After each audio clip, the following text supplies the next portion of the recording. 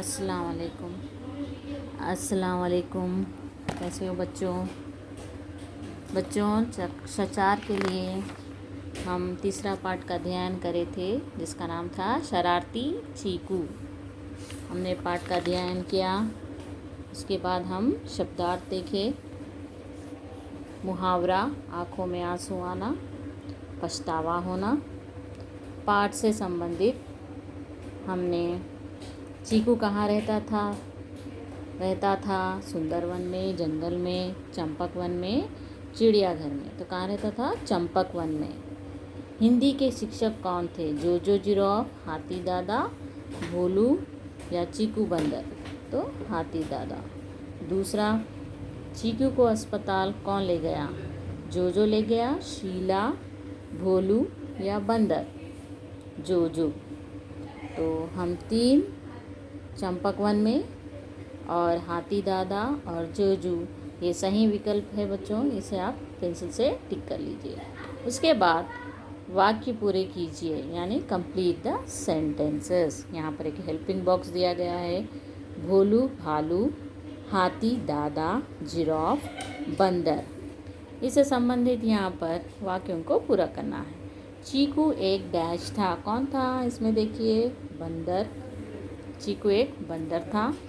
हाथी दादा कौन थे? शिक्षक थे। कौन थे शिक्षक? हाथी दादा। उसके बाद जोजो एक डैश था। कौन था? जिराफ। फिर भोलू भालू डॉक्टर था। भोलू भालू एक डॉक्टर था। यहाँ पर ये हेल्पिंग बॉक्स देखकर आपको ये रिक्त स्थान पेंसिल से भरिए। बंदर, हाथी दादा, जिराफ, भोलू भालू। उसके बाद तीसरी बिट है, इन प्रश्नों के उत्तर दीजिए। आंसर दिस क्वेश्चंस, यानी प्रश्नोत्तर है। चीकू से कौन परेशान था? कौन था? चीकू से तो सभी परेशान थे। तो हम उत्तर कैसे लिख रहे हैं? चीकू से सभी परेशान थे। पा राकुए की मात्रा, शा शाकुआ की मात्रा, ना, परेशान थे। चीकू से सभी परेशान थे।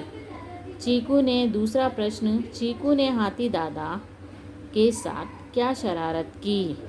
चीकू ने हाथी दादा के आगे केले का छिलका फेंक दिया और वे फिसलकर गिर गए। क्यों? क्योंकि उसने उनके पिताजी से उसकी शिकायत की थी, इसीलिए उसने ये शरारत की थी, है ना? याद है आपको पाठ? चीकू ने हाथी दादा के आगे केले का छिलका फेंक दिया और वे फिसलकर गिर गए। यहाँ तक है ये दूसरा उत्तर।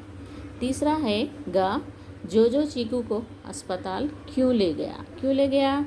जोजो को चीकू की हालत देखकर दया आ गई, इसलिए उसे अस्पताल ले गया। क्योंकि वो जैसे ही जोजो उसके करीब आया तो वो सड़क की ओर भागने लगा, तो और वो घायल हो गया था। उसकी हालत देखकर जोजो को दया आ गई और उसे वो अस्पताल ले गया। ये है तीसरा उत्तर। चौथा है, डॉक्टर भोलू ने चीकू के बारे में क्या बताया? डॉक्टर भोलू ने चीकू को बताया कि अगर जोजो नहीं होता तो उसका ठीक होना मुश्किल था।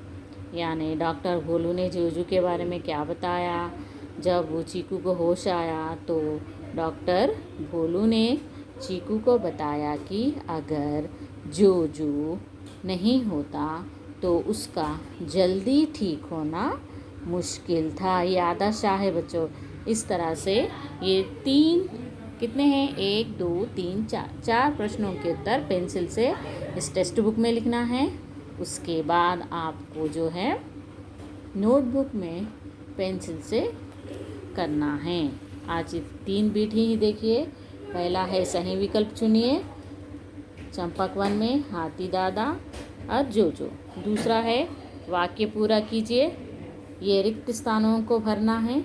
और जो है ये हेल्पिंग बॉक्स है, इसमें से देखकर आपको ये पूरे करने हैं। चीकू एक बंदर था, हाथी दादा शिक्षक थे, जोजो एक जिराफ था, भोलू भालू डॉक्टर था। मैं इस तरह से रख रही हूँ, आप कंप्लीट करिए बच्चों। अलग से आपको सेपरेट नोट्स नहीं भेजी जाएगी, आपको ये देखना है, पेंसिल से लिखना है। जल्दी से लिखिए, अच्छे से लिखिए, ठीक है। उसके बाद आपको ये प्रश्नोत्तर है। चीकू से कौन परेशान था? चीकू से सभी परेशान थे। चीकू ने हाथी दादा के साथ क्या शरारत की? चीकू ने हाथी दादा के आगे केले का छिलका फेंक दिया और वे फिसलकर गिर गए। दूसरा है। तीसरा है, जोजो चीकू को अस्पताल क्यों ले गया? जोजो को चीकू की हालत देखकर दया आ गई, इसलिए उसे अस्पताल ले गया। डॉक्टर भोलू ने चीकू के बारे में क्या बताया? डॉक्टर भोलू ने चीकू को बताया कि अगर जोजो नहीं होता तो उसका ठीक होना मुश्किल, उसका इतना जल्दी ठीक होना मुश्किल था। ये है आपके प्रश्नोत्तर। आपको ये क्लास वर्क में लिखना है बच्चों। ये एक बीट क्लास वर्क में लिखिए और सेकेंड बीट, ठीक है, सेकेंड बीट लिखना है। पहला शब्दार्थ लिखिए। पहले हो चुके हैं ना शब्दार्थ हो चुके। उसके बाद रिक्त स्थान लिखिए, डैशेस। उसके बाद ये प्रश्नोत्तर। आगे का पाठ हम अगली कक्षा में देखेंगे बच्चों, ठीक है। आप एक बार देख लीजिए इस तरह से, ठीक है। धन्यवाद।